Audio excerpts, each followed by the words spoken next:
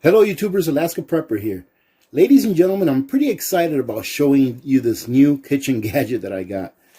And I only got it for one reason, to tell you the truth. I already have a pressure cooker that works just fine, an electric pressure cooker. And as you can see, this is an Instapot pressure cooker. However, I remember a while back someone asking me, have you ever pressure canned in a pressure cooker, like an Instapot? And I'm like, no, you can't pressure can in those. So I'm going through Amazon, and this pops up on the recommended list. And check this out. I'm not sure if you can see this right here, but I actually happened to see this when I was looking at the picture. It says canning. And then I read the description and all that stuff, and you can actually pressure can on this machine, or in this machine.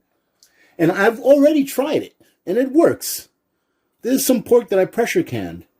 And I was thinking to myself, before I bought it, actually, I was thinking, you know, this would be a great little gadget for people that live in apartments that want to have a dual purpose for a pressure canner / cooker, instead of having like an All-American or a Presto that pretty much serves one purpose, to pressure can. And some people can use it to water bathe as well.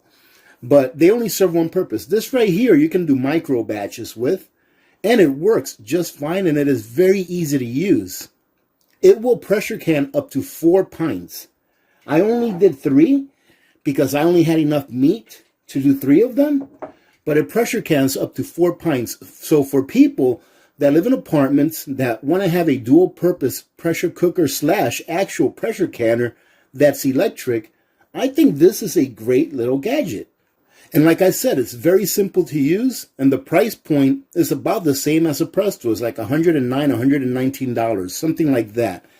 And it actually comes, ladies and gentlemen, with an outstanding owner's manual.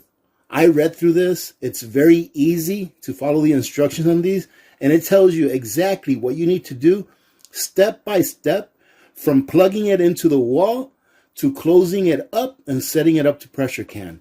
So I'm not going to show you all of the features on this, because it's pretty much the same features that you have on a pressure cooker, like an Instapot. But I'm going to go ahead and go through the canning feature with you. I'm going to pressure can something today that I've never done before. So don't beat me up on the comments for this. I'm just so curious as to how this will come out. I'm going to pressure can 3 pints of ribeye. All right, I've always wanted to know how it comes out. And since that brisket that I pressure canned previously came out so darn good, I'm just very curious to see how ribeye comes out when you pressure can it. So we're going to go ahead and show you the rest of the things it came with. Of course, it came with the user's manual, which is outstanding, ladies and gentlemen. This user's manual is very detailed.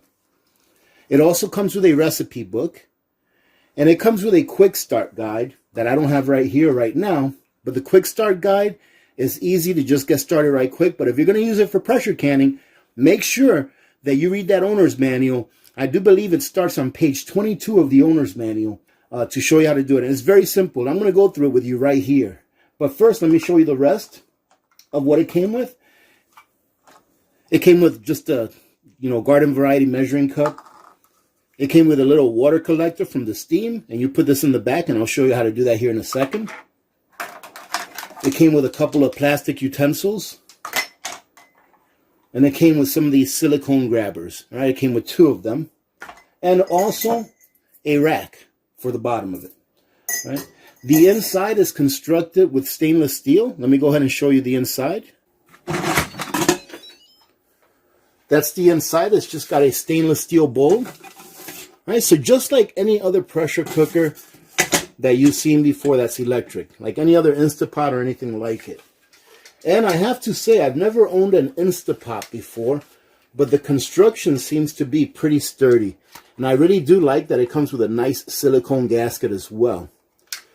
And it's easy to put on, ladies and gentlemen. There you go, that sound right there. Now this is the back of the pressure cooker, and to put this little water catcher on, or it's a drip reservoir, I guess you can call it. I don't know what you call it. But all you have to do is, you see right here, any excess water buildup from steam will come out through here. And the last time that I used this, nothing came out. So it was very easy. But all you do is you just slip it in there. There you go. And it's on. You don't have to worry about it anymore. And that's the only thing that you have to do in preparation to get everything in there. So now let me go ahead and show you how to set it up for pressure canning, which is so easy that I was very surprised. I thought it'd be more complicated. So as you can see here, I already set the time on it. When you first get it, you can set the time and everything on it. And let me show you how to go ahead and set this up here. See, right here, it's got a choice whether you want to be notified in Fahrenheit or Celsius, where the temperature is. Your altitude, you need to make sure that you set. And whether you want to have the volume on for alerts or not. So you see this little gear right here? It's got a lock on it. All you have to do is press it. And now you're ready to change your settings. So right here, you see how I have this on Fahrenheit? Now it turns to Celsius. But of course, I like it on Fahrenheit. So there we go. On your altitude, it's set on meters.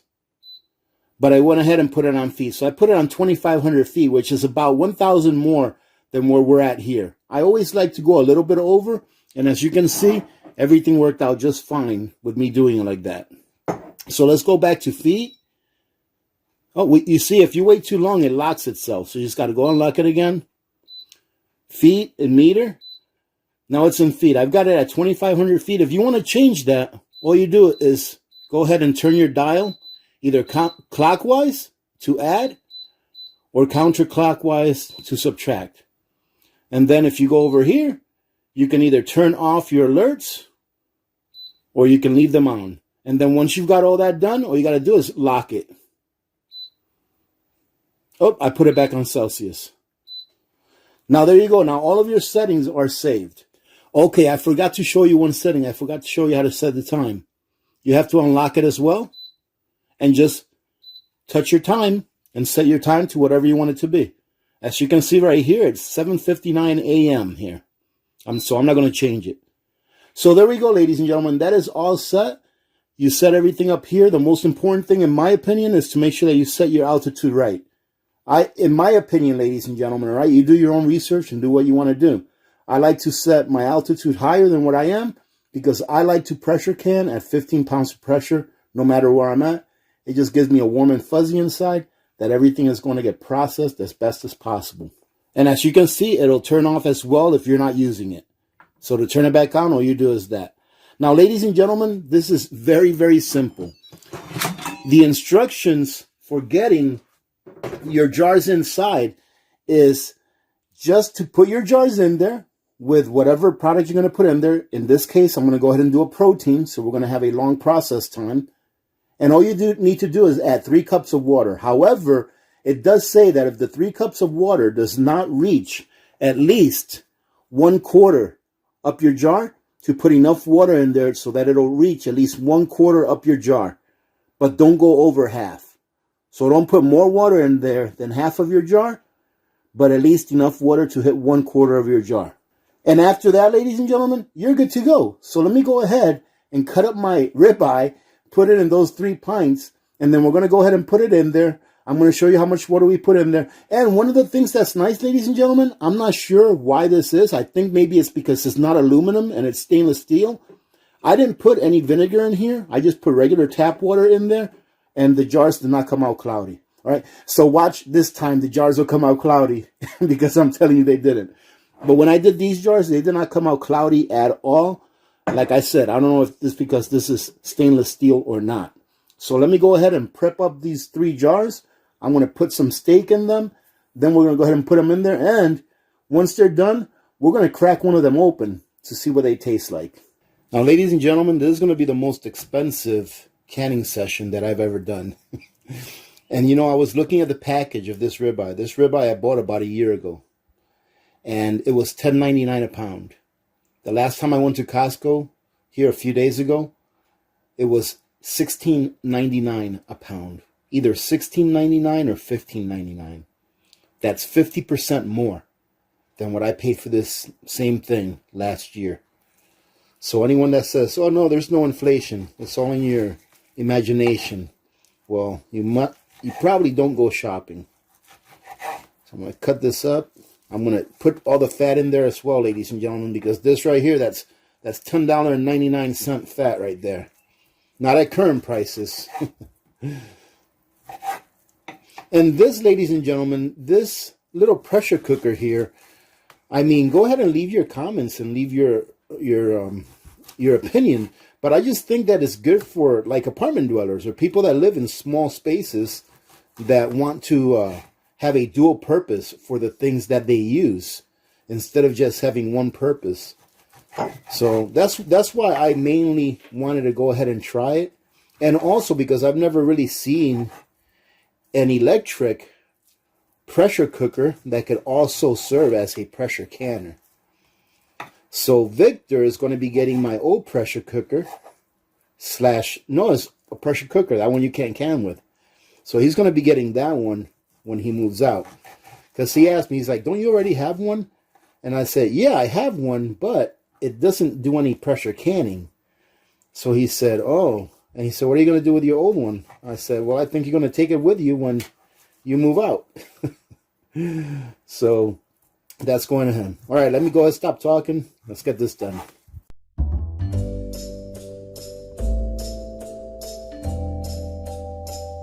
And there we go, ladies and gentlemen. That's all I'm going to do right there. Right up to the 1 inch mark. And I was hoping that I'd have a little bit of leftovers, because if I do, we're going to be having steak and eggs for breakfast this morning. And look at this, ladies and gentlemen. This is what makes ribeye. Isn't that pretty? Oh my goodness.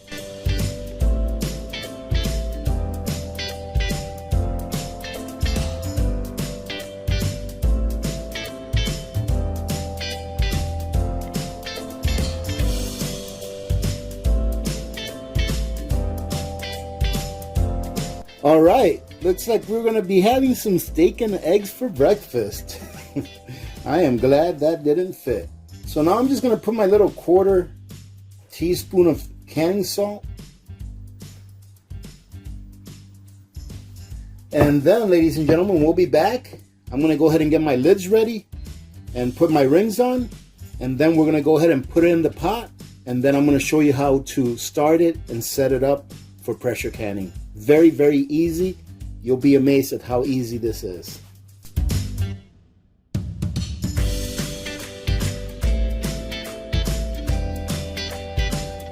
All right, ladies and gentlemen, so as you can see, you might see a little steaming. It's because I put the water that I used to heat up my lids in there. There's maybe a 1/4 inch of water in there. I'm going to go ahead and put the equivalent of about 4 cups of water in here, which is 1 cup more than what they asked for. But last time, that worked out pretty good for me. And there you go. And you know what? I just realized that I would have had enough meat to do 4 pints. But that's okay. We're just going to stick with 3 pints right now. That's what I got to set up with. In a regular pressure canner, you always want to make sure that you have all your spots filled so that there's not a lot of rattling going on, and then so that the jars don't get disturbed and bang into each other. And this is a quiet pressure canner when you use it as a pressure canner, and you don't have that problem. So that's another good thing about this. And as you can see, you can definitely fit another pint jar in there without any problem. Now you have to make sure that before you put your jars in here that you have your rack on there, okay? And I'm not sure if you can tell, but you can see that the water is at least 1/4 of the way up. I like to have it a little more than that, so I'm going to put just about another cup or so, because as long as the water is not more than half the way up the jars, you should be fine. So I'm going to go ahead and put another cup of water in here.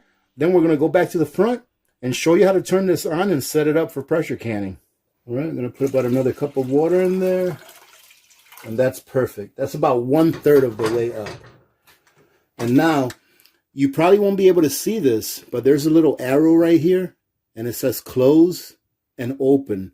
You just line up your arrow with an arrow that's right here. There's an arrow right there, and you line it up with this arrow right here. As you can see, it is firmly closed. You're good to go over here. Now we're ready to set this to canning mode. All you do, press it on, hit canning. I'm going to go ahead and can this for 1.5 hours. I know that pints is 75 minutes. Ladies and gentlemen, I always like to go over because it gives me a warm and fuzzy feeling inside. So we're going to set it for 1.5 hours. So as you can see, all I did was turn my dial to set it for 30 minutes. Now all you have to do is press your hour, turn it clockwise to set it to 1. Your pressure should be at max depending on your altitude. For my altitude, the pressure needs to be at max. That's going to be at 15 psi. Your low pressure is like 6.5 psi.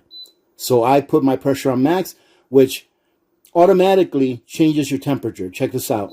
See that? 26 to 48 Fahrenheit. And where it says keep warm, I turn that off.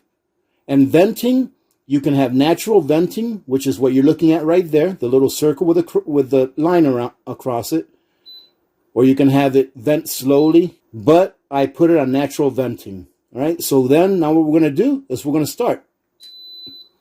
And it's on right now. Right now, it is telling you what the temperature inside is, 63 degrees. When this gets up to temperature, the steam spout right here is going to puff like 5 or 6 times. It's just going to go puff, puff, puff. Don't worry about that. That's what it's supposed to do. After that, it's going to go silent until the canning is done. So we will be back when the canning is done and the venting has completed, so we can take this out and we're going to try some of this beef. I'm pretty excited to see how it comes out. Ladies and gentlemen, as you can see here, it's at about 209 degrees Fahrenheit, 210 now. And do you hear the valve, the pressure valve? That's what it's going to sound like. It's going to do that like 6 or 10 times, something like that. And then it'll stop and it'll go silent until the canning session is over. As you can see, ladies and gentlemen, it's only been about 12 minutes into the processing time. And as you can see here, it's already reached 246 degrees, which is perfect, right? So look, it just went to 244, but 244, 246, anything over 240, you are pressure canning, okay? And being that these are pints, I know that I am now secure that these will process for a minimum of 75 minutes at temperature and pressure. All right, ladies and gentlemen, it just beeped like 5 times, which means that it is done. As you can see there, the timer is no longer there. You can see that venting is set for natural venting. And where you can see where it says keep warm, it's not on keep warm. It will automatically shut off the heat when it's done. However, this is what you have to remember. You do not want to open this machine until this little icon turns from red to no color at all. All right, it'll be just neutral. Right, no color at all. Once this little pressure icon is gone, then that means that there's no more pressure inside of the machine and you can take out your jars. So we'll see you in about an hour or so, which is about how long it takes for that to happen. It is all done, ladies and gentlemen. As you can see, this is no longer in red. That means that it is now safe for us to open the lid and there should be no pressure in there. However, when doing this, ladies and gentlemen, no matter what, always make sure that you do it slowly and make sure that when you take the lid off, that you bring it towards you. That way the steam, if there's any steam in there, which there should be, will go away from you. Okay. There you go. And look at that. Looks pretty good.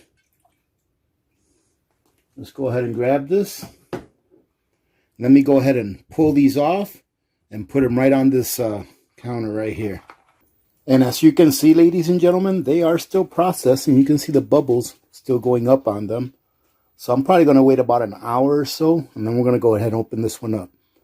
But I'm not sure if you can tell from looking at it on the video, but they do all have a seal.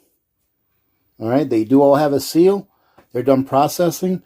I think that this is just a nice little gadget, all in all, for people that want to make a micro batch of pressure canned goods. You know, all you have to do is pretty much set it and forget it. Once you put your 3 or 4 pints into this electric pressure cooker / canner, you can just go ahead and push a few buttons, walk away. Once it's done, it'll beep a few times, and then you know to come back in about an hour or so once it's depressurized and take out your jars. And it doesn't have to be a big project. It's something that you can set it and forget it. That's why I like this little machine so much. So I'll be back here once these are done bubbling in about an hour or so that we can get into this one right here. And it is looking pretty good. I really hope that the difference in taste between this ribeye and the regular steak that I normally pressure can is really a lot better, because obviously it's a lot more expensive. All right, so we'll be back in a few. All right, ladies and gentlemen, the time has come. Let's go ahead and open this up.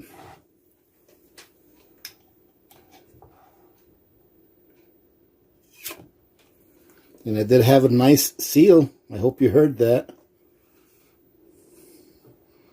Oh, look at that. There we go. Show you what it looks like. Looks like it has all that fat on top because it hasn't congealed yet. Oh my goodness, it smells very, very good. I'm just going to dump the whole jar into this bowl. My plans with this, ladies and gentlemen, is to make some sandwiches with it before Victor goes to work. And look at that. That just looks delicious. It is extremely tender. I'm going to have to give it a taste test, ladies and gentlemen, to let you know what it tastes like. But I just want to show you the texture. So I have good news and I have bad news. The good news is that it tastes great. Really, really good. However, here's the bad news, which is not a bad news for you. The bad news is that I would never use ribeye to do this again. Because although it does taste better than the regular beef that I use for pressure canning, it doesn't taste that much better. Okay, it tastes really good, but it's not like such a big difference that I am willing to spend what it costs today, which would be about $16 a pound, versus $3.50 to $4 a pound for the chicken cubes that I buy. So it does taste really good, but it doesn't taste so much better that I would be willing to pay an additional $12 a pound to can this meat. But it is very good. However, ladies and gentlemen, this canning session was not about how ribeye would come out, but how easy it is to use that Instapot. I think it's a great gadget, as I've stated probably 2 or 3 times already on this video, for people that live in small houses or small apartments where they want to have a pressure canner that can serve a dual purpose. Instead of having a big pressure canner in the corner of their closet somewhere or wherever they have their preps, to just pressure can with. Having said that, I hope that you got something out of this. I certainly did. If you want to take a look at that Instapot, I do recommend it. I think it's a nice little gadget to have. So I'm going to go ahead and list it on my Amazon storefront. Other than that, thank you very much for joining in. Remember to be good to each other. When good people do good things happen. Remember to reach one, teach one, and repeat. If we all did this, the world would be a better place, and you know that it will be a better place. Many blessings to all of you and your families. This is Alaska Prep. I am out.